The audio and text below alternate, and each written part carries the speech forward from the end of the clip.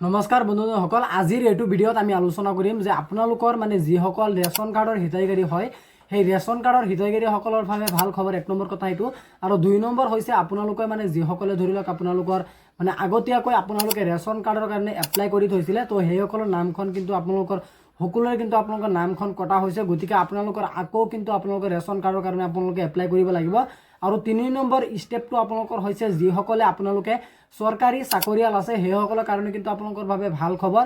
আপোনালোকৰ দুৰ্গা পূজাৰ কাৰণে কিন্তু আপোনালোকৰ যিটো দৰমহা ১ অক্টোবৰৰ পৰা আপোনালোকৰ মানে বেংকত সোমোৱা আৰম্ভ হয়। গতিকে আমাৰ ৰাজ্য চৰকাৰে কিন্তু আপোনালোকৰ সেই দৰমহাটো আপোনালোকক আগতীয়াকৈ দিয়াৰ চিন্তা ভাৱনা কৰিছে, আৰু আপোনালোকে অতি সোনকালে ১ৰ পৰা ২ দিন বা ৩ দিনৰ ভিতৰতে কিন্তু আপোনালোকৰ দৰমহাটো আপোনালোকৰ বেংকৰ একাউণ্টত ক্ৰেডিট হোৱা বুলি আপোনালোকে গম পাব। আৰু তাৰপিছত আপোনালোকৰ যিটো আছে সেইটো হৈছে ৪ নম্বৰত আপোনালোকৰ মানে যিসকলে আপোনালোকৰ ষ্টুডেণ্ট আছে সেইসকলৰ কাৰণে কিন্তু ভাল খবৰ। আপোনালোকৰ ৬ মাহিলীয়া পৰীক্ষাৰ কাৰণে কিন্তু আপোনালোকৰ ক্লাছ ৯ আৰু 10ৰ মানে আপোনালোকৰ মানে যিটো আপোনালোকৰ পৰীক্ষাৰ মানে যিটো আপোনালোকৰ ৰুটিন হয়, ৰুটিনটো কিন্তু আপোনালোকৰ এতিয়া বৰ্তমান অসম চৰকাৰৰ তৰফৰ পৰা কিন্তু আপোনালোকৰ অৰ্থাৎ শিক্ষামন্ত্ৰীৰ তৰফৰ পৰা কিন্তু আপোনালোকৰ সেই মানে আপোনালোকৰ ৰুটিনখন আপোনালোকক প্ৰকাশ কৰা হৈছে। গতিকে আজিৰ এই ৪টা বিষয়ত মই আপোনালোকৰ লগত ষ্টেপ বাই ষ্টেপ আলোচনা কৰিম। প্ৰথমতে মই আপোনালোকক জনাই দিওঁ যে আপোনালোকে যিসকলে ৰেচন কাৰ্ডৰ হিতাধিকাৰী হয় তো সেইসকলৰ নামখন কিয় কটা গৈছে। আপোনালোকৰ বিভিন্ন কাৰণত কিন্তু সেই নামখন কটা গৈছে, বা আপোনালোকৰ মানে চৰকাৰে যিবোৰ আপোনালোকক নিয়ম কানুন বান্ধিছিলে, ধৰি লওক আপুনি মানে এটা পৰিয়ালত কিন্তু আপোনালোকে এটা ৰেচন কাৰ্ডত কিন্তু আপোনালোকে এখন অৰুণোদয় লাভ কৰি আছিলে, আৰু যদি তাৰ পৰিৱৰ্তে যদি আপোনালোকৰ এখন ৰেচন কাৰ্ডত ২টা বা ৩টা অৰুণোদয় আঁচনি আপোনালোকে মানে অন্তৰ্ভুক্ত কৰিছে বা আপোনালোকে এপ্লাই কৰিছে, তেনেকুৱা ক্ষেত্ৰতো কিন্তু আপোনালোকৰ মানে যিটো ৰেচন কাৰ্ড আছে ৰেচন কাৰ্ডখন আপোনালোকৰ বৈধ হৈ পৰিব।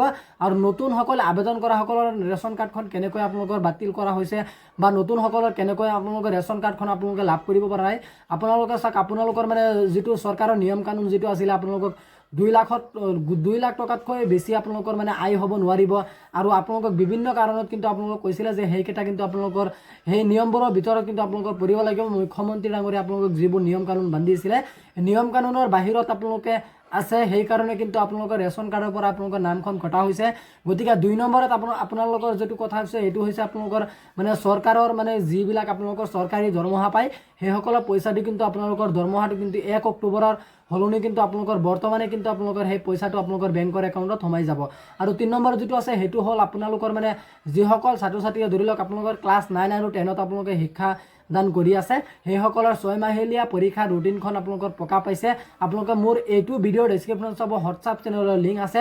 আপোনালোকৰ যদি ৰুটিনখন লাগে আগতীয়াকৈ আপোনালোকে চাব, হোৱাটছআপ চেনেলত মোৰ ৰুটিনখন অলৰেডি চেণ্ড কৰা আছে। আপোনালোকে জাষ্ট অলপ জইন হ'ব, জইন হোৱাৰ পিছতে কিন্তু আপোনালোকে সেই ৰুটিনখন লাভ কৰিব পাৰিব। গতিকে আপোনালোকৰ মানে যিসকলে ধৰি লওক আপোনালোকৰ ৰেচন কাৰ্ডৰ হিতাধিকাৰী হয় সেইসকলৰ কাৰণে কিন্তু এটা ভাল খবৰ আহি পৰিছে। আপোনালোকে ৰেচন কাৰ্ডৰ হিতাধিকাৰীসকলে প্ৰত্যেক মাহে অৰ্থাৎ মাহিলী আপোনালোকে ১,০০০কৈ টকা আপোনালোকে লাভ কৰিব পাৰিব প্ৰত্যেক মাহে। আৰু আপোনালোকে কেৱল আপোনালোকৰ মানে যিটো ৰেচন কাৰ্ড আছে ৰেচন কাৰ্ডখন কিন্তু আপোনালোকৰ আধাৰ কাৰ্ডৰ লগত লিংক থকা হ'ব লাগিব। আৰু আপোনালোকৰ ৰেচন কাৰ্ডৰ কাৰণে ৰেচন কাৰ্ডৰ লগত আপোনালোকে কেতিয়াবা যদি আপোনালোকৰ বেংকৰ একাউণ্ট যিটো দিছিলে সেই বেংকৰ একাউণ্টত কিন্তু আপোনালোকৰ এই ১,০০০কৈ টকা আপোনালোকক ৰাজ্য চৰকাৰৰ তৰফৰ পৰা কিন্তু আপোনালোকক মানে প্ৰদান কৰা হ'ব। আৰু প্ৰধানমন্ত্ৰী ডাঙৰীয়াই ডাইৰেক্টলি আপোনালোকক উল্লেখ কৰা হৈছে যে ১,০০০কৈ টকা আপোনালোকৰ অহা মাহৰ পৰাই কিন্তু আপোনালোকৰ এই পইচাখন আপোনালোকে লাভ কৰিব পাৰিব। আৰু আপোনালোকে এই পইচাখন কোনসকলে লাভ কৰিব নোৱাৰিব, যদি আপোনালোকে ৰেচন কাৰ্ডৰ লগত আপোনালোকৰ আধাৰ কাৰ্ডখন আপুনি লিংক কৰা নাই, বা আপোনাৰ ৰেচন কাৰ্ডৰ লগত আপোনাৰ মানে যিটো বেংকৰ একাউণ্ট আছে বেংকৰ একাউণ্টটো আপুনি দিয়া নাই, তেনেকুৱা ক্ষেত্ৰত কিন্তু সেইসকলে আপোনালোকে লাভ কৰিব নোৱাৰে। যদি আপোনালোকে এই দুখন কাম কৰা নাই এতিয়ালৈকে আপোনালোকে CHC চেণ্টাৰৰ ওচৰত আপোনালোকে যাওক, যোৱাৰ পাছতে কিন্তু আপোনালোকে ক'ব পাৰিব যে মোৰ মানে যিটো আধাৰ কাৰ্ড আছে আধাৰ কাৰ্ডৰ লগত মোৰ ৰেচন কাৰ্ডটো আপোনালোকে লিংক কৰি দিয়ক।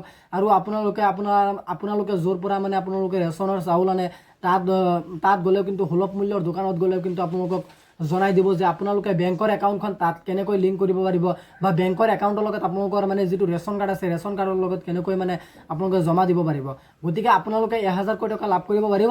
ইয়াৰ লগতে আপোনালোকৰ গুৰুত্বপূৰ্ণ কথাটো হৈছে আপোনালোকৰ মানে যিটো ৰেচন কাৰ্ডৰ লগত যিটো আপোনালোকৰ বেংকৰ একাউণ্ট দিয়া হৈছে বা আপোনালোকে যিটো বেংকৰ একাউণ্ট আপোনালোকে গাঁঠি দিছে সেই বেংকৰ একাউণ্টটো কিন্তু আপোনালোকৰ যিটো মোবাইল নাম্বাৰ আছে মোবাইল নাম্বাৰত লিংক থকা হ'ব লাগিব আৰু আপোনালোকৰ সেই 1000 টকাটো যে আপোনালোকক ৰাজ্য চৰকাৰে আপোনালোকৰ পোনপটীয়াকৈ আপোনালোকৰ DBT মাধ্যমেৰে আপোনালোকক সেই টকাটো প্ৰদান কৰা হ'ব আৰু আপোনালোকে বেংকৰ একাউণ্টত লাভ কৰিব পাৰিব গতিকে আজি ইমানখিনি আছিলে আপোনালোকক দিবলগীয়া ইনফৰমেশ্যন আশা কৰিছোঁ ভিডিঅ'টো চাই ভাল পালে যদি ভিডিঅ'টো চাই ভাল পালে তেন্তে ভিডিঅ'টোত এটা লাইক কৰি দিব আৰু আপুনি যদি আমাৰ চেনেলত নতুন আছে প্লিজ আমাৰ চেনেলটো সাবস্ক্ৰাইব কৰিবলৈ নাপাহৰিব ধন্যবাদ থাকিল সকলোলৈ জয় আই অসম